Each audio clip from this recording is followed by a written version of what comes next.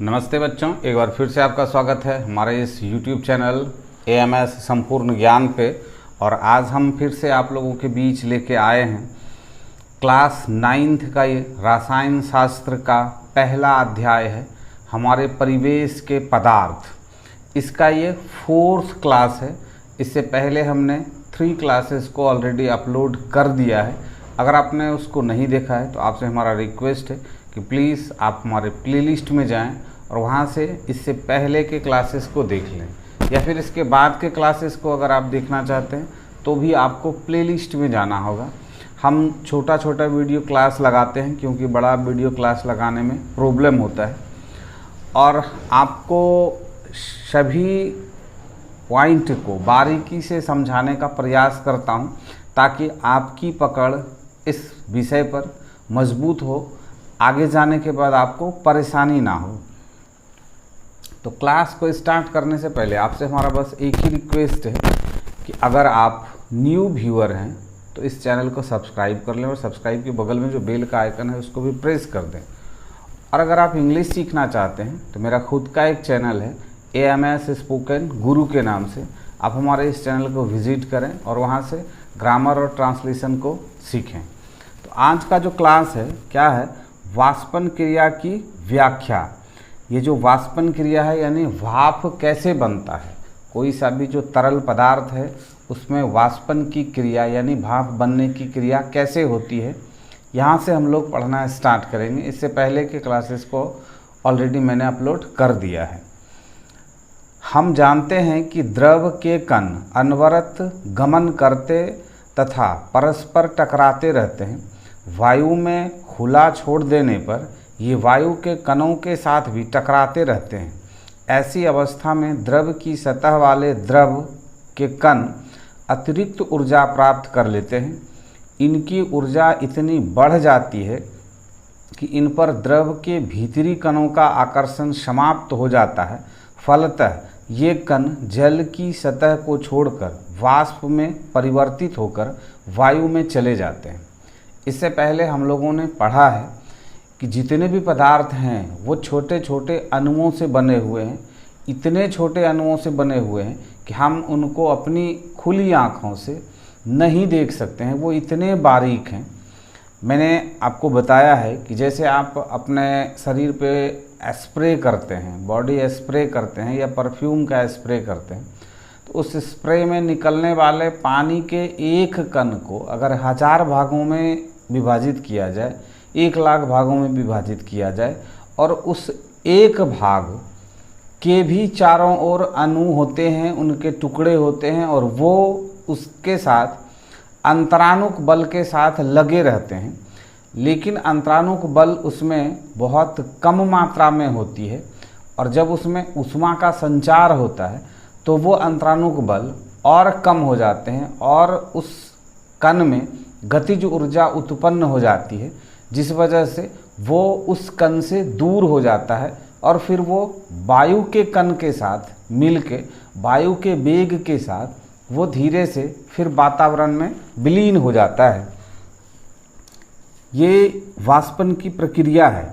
चाहे हम पानी को गर्म करें या फिर पानी को खुले जगह में छोड़ देने से वायु में जो शुष्कता है वो शुष्कता उस द्रव पे स्पर्श करके उस द्रव को भी शुष्क बनाता है, और जैसे ही वो द्रव शुष्क होने लगता है तो द्रव के कण गतिशील हो जाते हैं और वो द्रव की सतह को छोड़ देते हैं, वो वायु के कणों के साथ मिल जाते हैं।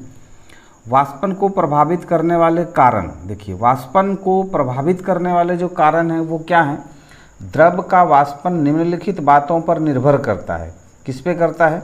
द्रव की प्रकृति, द्रव का जो क्वथनांक है वो उसके वाष्पन में बहुत बड़ा रोल अदा करता है। क्वथनांक यानी खौलने की प्रक्रिया, बॉइलिंग पॉइंट जो है उसको क्वथनांक कहते हैं। तो द्रव का क्वथनांक जितना ही कम रहता है उसका वाष्पन उतनी ही तेजी के साथ होता है।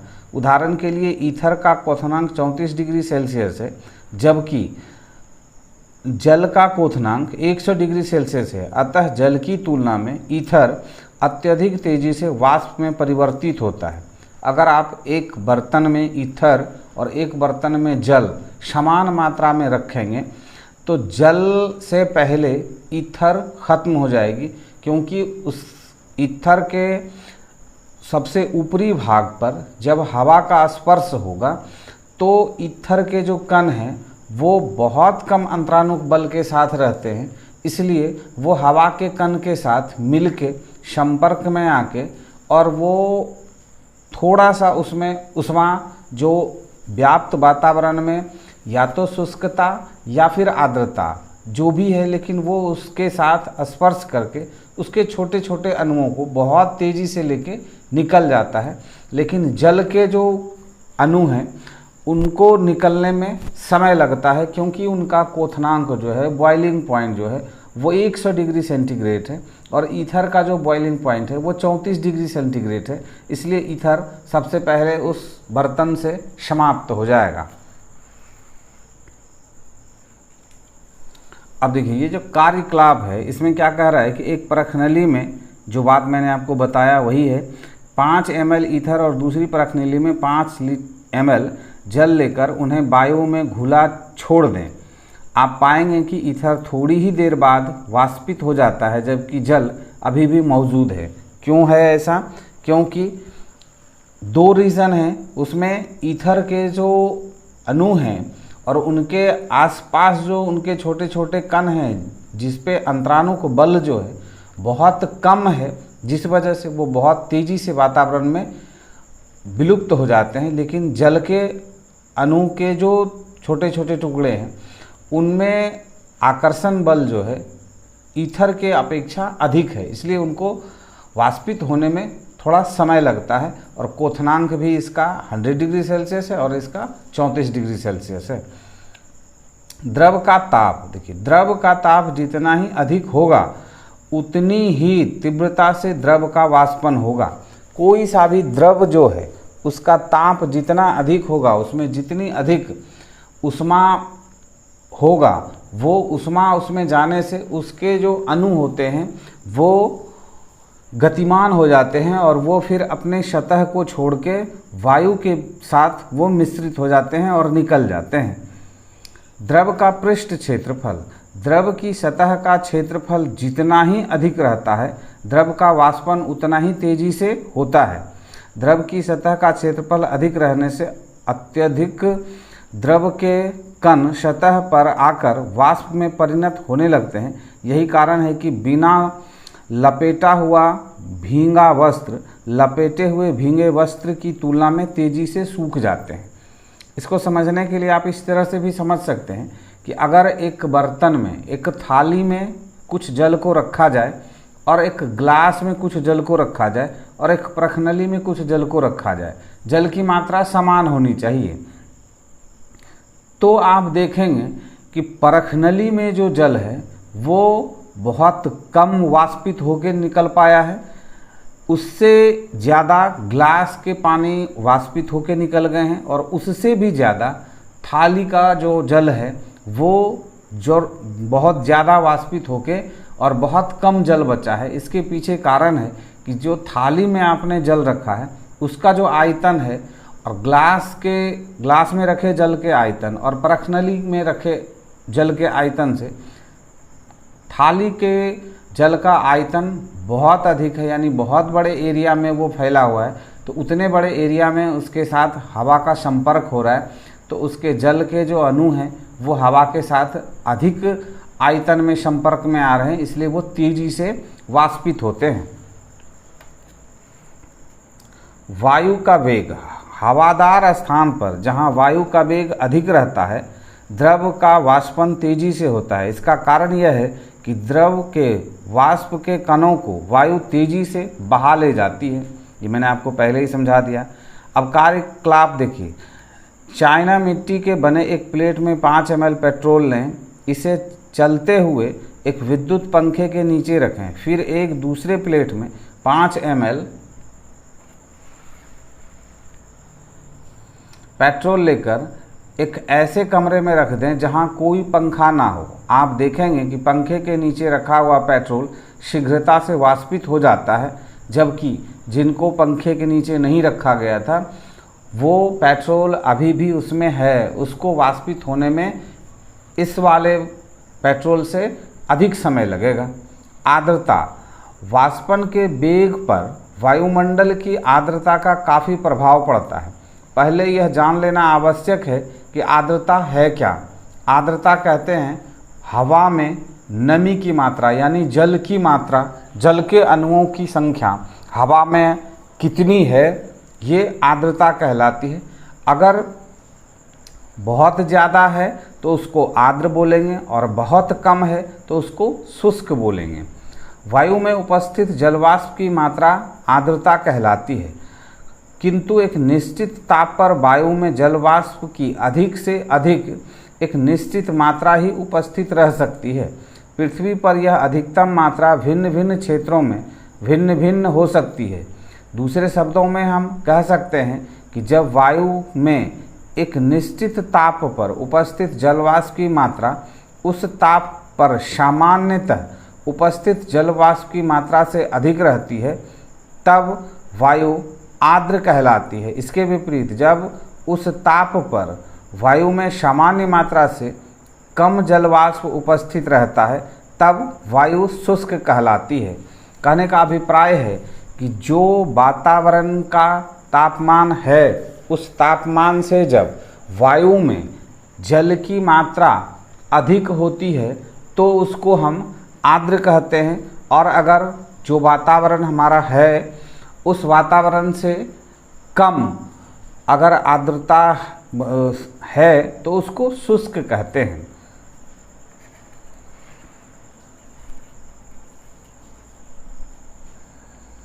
आर्द्र वायु में द्रव का वाष्पन बहुत कम होता है, जबकि शुष्क वायु में वाष्पन शीघ्रता से होता है। इसलिए भींगा हुआ कपड़ा शुष्क वायु में शीघ्रता से सूख जाता है, जबकि आर्द्र वायु में सूखने के लिए अधिक समय लगता है। शुष्क वायु जो होता है उस वायु में जल के अणुओं की मात्रा बहुत कम होती है, जिस वजह से वो वायु गर्म होती है, जिसको आप शुष्क कहते हैं। इसका मतलब है कि वायु जो है वो गर्म है, और जब गर्म वायु आपके जल से संपर्क करता है तो जल के अणुओं को भी वो गर्म करता है, और जैसे वो जल के अणु गर्म होते हैं तो अपने पृष्ठ को छोड़ के, अपने सतह को छोड़ के, अपने जल के अणुओं को छोड़ के वो गतिमान हो जाते हैं, और गतिमान होने के बाद वो हवा के अणुओं के साथ संपर्क में आके और हवा के साथ वो निकल जाते हैं। और जिस वायु में आर्द्रता ज़्यादा होती है, यानी नमी अधिक होती है, तो वो वायु जल को गर्म करने में अधिक समय लेता है, जिस वजह से कि जल के अणु बहुत कम मात्रा में ऊर्जा ले पाते हैं, जिस वजह से वो बहुत कम मात्रा में गतिमान हो पाते हैं, तो वो उनमें वाष्पन की क्रिया धीरे धीरे होती है। वाष्पन की क्रिया में ठंडक उत्पन्न होती है। देखिए, जब वाष्पन की क्रिया होती है तो ठंडक उत्पन्न होती है। ऐसा क्यों होता है? वाष्पन की क्रिया द्रव की सतह पर होती है। आप एक थाली में अगर पानी रखे हैं तो पानी का सबसे ऊपरी भाग जो है उसी पे वाष्पन की क्रिया होती है। तो वो कैसे होती है? जल में व्याप्त उष्मा जो है, उस उष्मा को जल के ऊपर के जो जल के अणु हैं वो उनसे उष्मा को खींचते हैं, और वो उस ऊर्जा से अपने आप को आवेशित कर लेते हैं, और इससे वो छोटे कणों में बन के अपने से विस्थापित हो जाते हैं, और वो फिर हवा के अणुओं के साथ मिल जाते हैं। वाष्पन की क्रिया द्रव की सतह पर होती है। सतह पर के द्रव के कण द्रव के भीतरी भाग से उष्मा ऊर्जा ग्रहण करके अत्यधिक ऊर्जा प्राप्त कर लेते हैं, जिससे ये गैस के रूप में वायु में चले जाते हैं। इससे द्रव का ताप कम हो जाता है और वह ठंडा हो जाता है। कार्यकलाप: एक मिट्टी की सुराही में जल भर लें तथा इसका ताप अंकित कर लें।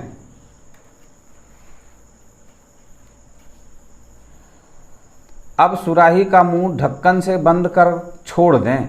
2 या 3 घंटे के बाद सुराही के जल का ताप अंकित करें। आप पाएंगे कि जल का ताप पहले की अपेक्षा कम हो गया है, अर्थात सुराही का जल ठंडा हो गया है। ऐसा क्यों हुआ? सुराही में उपस्थित जो जल है और सुराही के जो बाहरी दीवार हैं, उस दीवार में छोटे छोटे छिद्र हैं और उन छोटे छोटे छिद्रों से जल के जो अणु हैं वो धीरे धीरे सुराही के बाहरी भाग में आते हैं और बाहरी भाग में आने से वो सुराही के अंदर जो जल है, उस जल में जो उष्मा है, उस उष्मा को वो बाहरी जो जल है जो सुराही के घेरे में लगा हुआ है, उसको वो अंदर की उष्मा को खींच के वो गतिमान होते हैं और वो हवा के साथ मिल जाते हैं। तो सुराही के अंदर की जो उष्मा होती है उसको सुराही के ही जल, जो कि सुराही के दीवारों के साथ लग के बाहर आया है, वो उस अंदर के जल की उष्मा को अपने ओर खींच लेते हैं, तो अंदर का जो जल है वो ठंडा हो जाता है। व्याख्या: मिट्टी की सुराही में अनेक छोटे छोटे छिद्र होते हैं जिनसे होकर जल के कण सुराही की बाहरी सतह पर चले आते हैं। वाष्पन से ये कण जलवाष्प के रूप में वायु में चले जाते हैं। इन कणों में के वाष्पन के लिए आवश्यक उष्मा सुराही के जल से प्राप्त होता है, जिससे सुराही का जल ठंडा हो जाता है। क्या होता है? सुराही की जो दीवार है, उस दीवार में जो जल के अणु आ गए हैं, वो ऊर्जा कहाँ से ले रहे हैं, उष्मा कहाँ से ले रहे हैं? वो सुराही के अंदर के जो जल हैं उसमें जो व्याप्त उष्मा है उसको वो अपनी ओर खींच लेते हैं।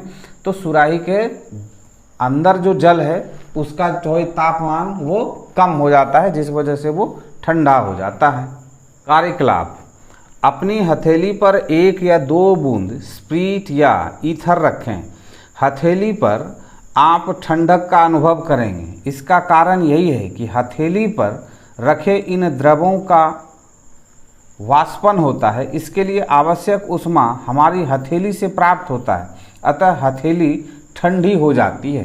क्या होता है? जब आप ईथर या स्प्रीट या पेट्रोल आप अपने हाथ में लेते हैं तो आपको ठंडक महसूस होता है। वो ठंडक क्यों महसूस होता है? क्योंकि आपके हाथ में जो गर्मी है, जो उष्मा है, उस उष्मा को ईथर हो या फिर पेट्रोल हो, वो जो है आपके हाथ का उष्मा से वो गर्म होके और गतिमान होता है और हवा के साथ वो मिल जाता है। तो आपके शरीर से जो वो उष्मा प्राप्त कर रहा है, इस वजह से आपका शरीर आपको ठंडक महसूस देता है। गर्मी के दिनों में हम कपास के बने कपड़े यानी सूती वस्त्र क्यों पहनते हैं? इसी का एक जानकारी आपको और देना है कि आप जो बोलते हैं सूती वस्त्र किससे बनते हैं? कपास से बनते हैं। इस चीज़ को आप ध्यान में रखेंगे। गर्मी के दिनों में हमारे शरीर से पसीना काफ़ी मात्रा में निकलता है। पसीना हमारे शरीर से उष्मा प्राप्त कर वाष्पित होता है, इससे हमें ठंडक का एहसास होता है। चूँकि सूती वस्त्र जल का एक अच्छा शोषक है, अतः यह हमारे शरीर से निकलने पसीने को आसानी से शोषित कर इसे वायु के संपर्क में ला देता है। इसलिए गर्मी के दिनों में हम सूती वस्त्र पहनना पसंद करते हैं। क्या होता है? जब बाहर का वातावरण शुष्क होता है, गर्म होता है, तो हमारे शरीर से पसीना निकलता है। ये पसीना क्यों निकलता है, इस विषय में डीप में जाना यहाँ पे ज़रूरी नहीं है, लेकिन थोड़ा सा हम आपको ये बता देना चाहते हैं। आपने सांद्रता का सिद्धांत इसमें भी पढ़ा है और बायोलॉजी में भी आप पढ़े होंगे।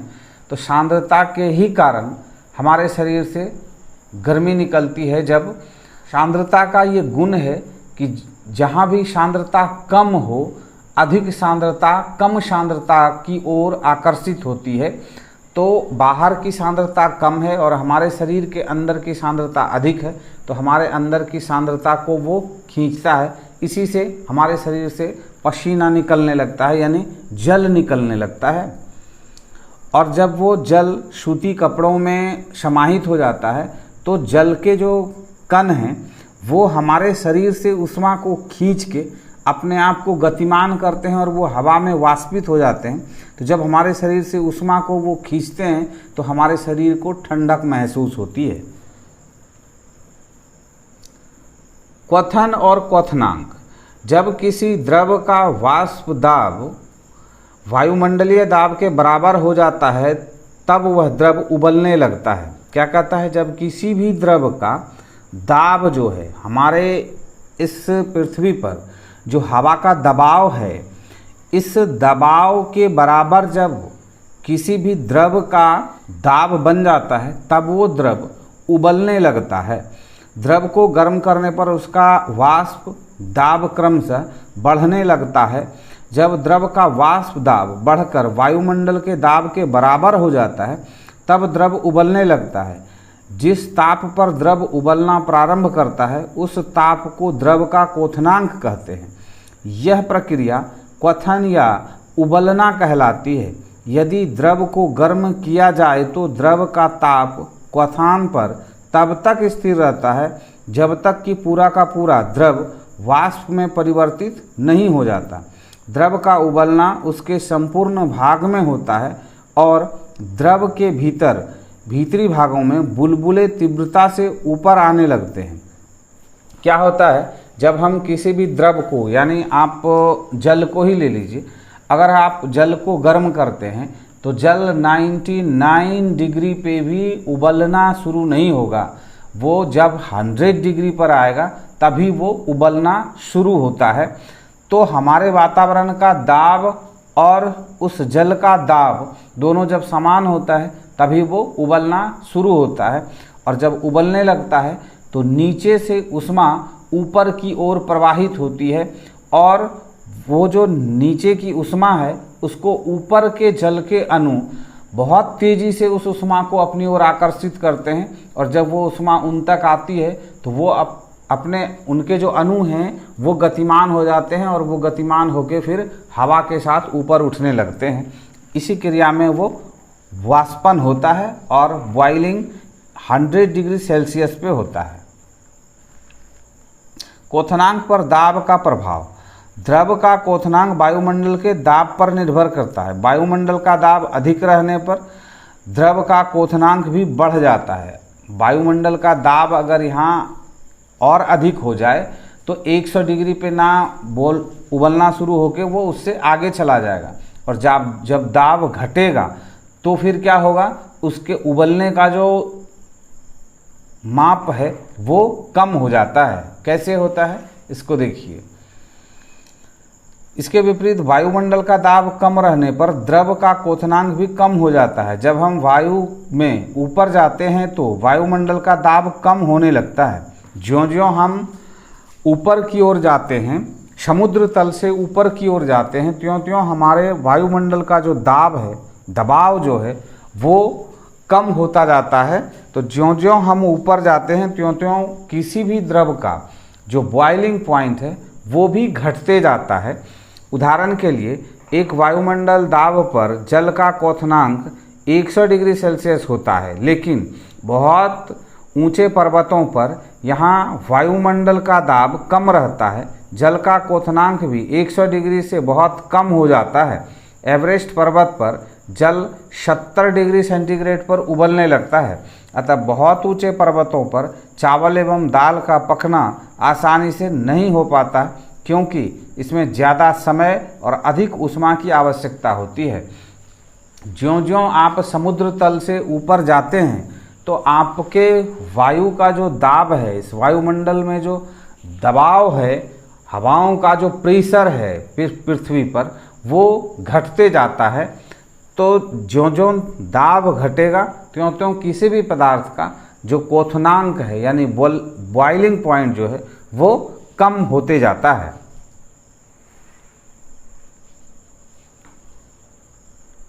क्वथनांक पर अशुद्धियों का प्रभाव।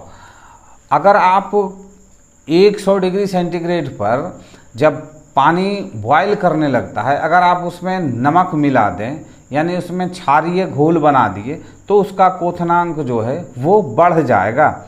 द्रव में अशुद्धियों के उपस्थित रहने पर द्रव का क्वथनांक बढ़ जाता है। उदाहरण के लिए जल का क्वथनांक 100 डिग्री सेल्सियस होता है।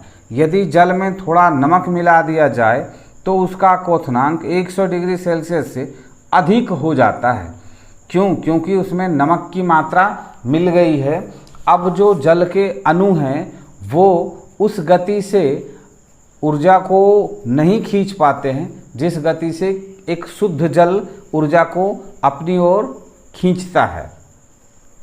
वाष्पन और क्वथन में अंतर क्या है? देखिए क्या कह रहा है, यह एक स्वतः होने वाली प्रक्रिया है जो सभी तापों पर होती रहती है, जबकि क्वथन जो है यह एक निश्चित ताप पर ही होता है जिसे द्रव का क्वथनांक कहते हैं। वाष्पन जो है वो कम ताप में ही, सिर्फ ऐसे हवा में आप पानी को अगर रख दिए हैं, तालाब में जो पानी है गर्मियों में आप देखते हैं कि वो पानी धीरे धीरे अपने आप खत्म हो जाता है। वो पानी कहाँ चला जाता है? सूर्य की रोशनी और गर्म हवाओं के संपर्क में आके पानी के अणु गतिमान हो जाते हैं और वो हवा के साथ मिल जाते हैं, वो हमको दिखाई नहीं पड़ते हैं। यह द्रव में सिर्फ ऊपरी सतह पर ही होता है, भीतर के द्रव के भीतरी भागों में नहीं होता है। वाष्पन जो है द्रव का जो ऊपरी भाग है, ये जो पानी का सबसे ऊपर का जो लेयर है उसी में वाष्पन की प्रक्रिया होती है, ना कि नीचे होती है। जबकि यह संपूर्ण द्रव में होता है जिसमें द्रव के भीतरी भागों से बुलबुले निकलने लगते हैं। क्वथनांक जो है वो जल के निचले हिस्से से उत्पन्न होके बाहर की ओर उसके जो अणु हैं वो गतिमान होके बाहर की ओर आने लगते हैं, उसी में वो उबलना शुरू हो जाता है। इसमें ठंडक उत्पन्न होती है। जब आप वाष्पन होती है तो इसमें जल के अंदर ठंडक उत्पन्न होती है। क्यों?